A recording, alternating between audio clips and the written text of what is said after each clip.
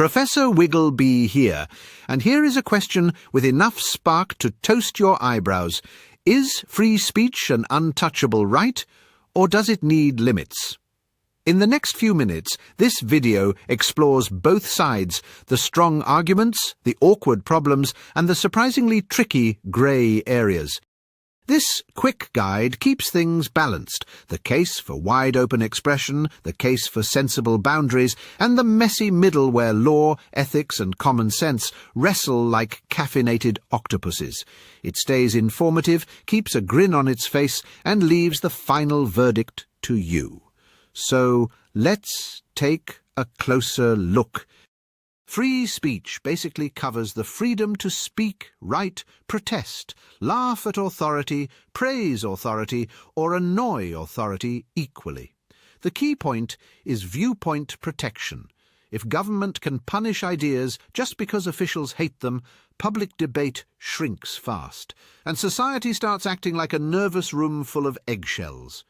Supporters say open speech helps truth get tested, bad arguments get exposed, and leaders get challenged before their mistakes grow teeth. It also protects art, satire, religion and science, because progress rarely arrives wearing slippers and apologizing.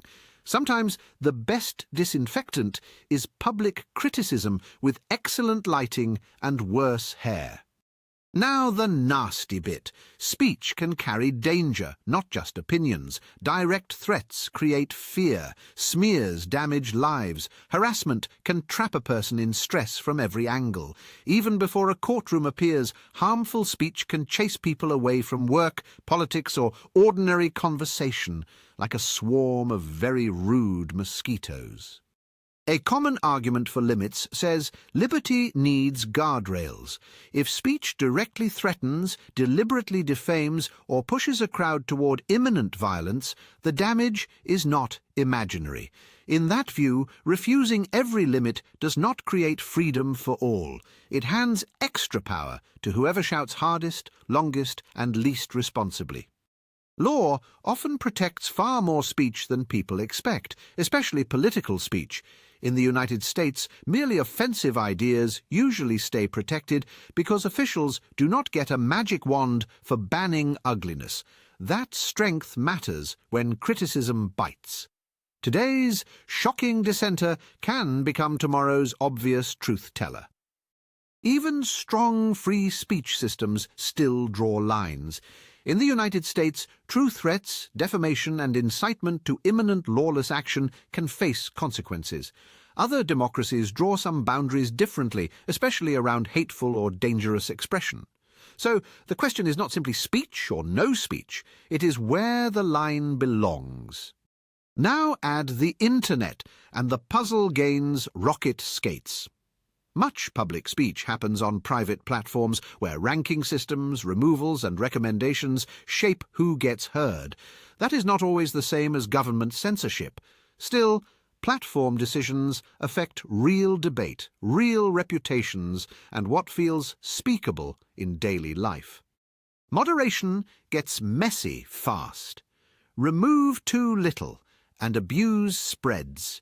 Remove too much, and satire, dissent, or minority views disappear with the weeds.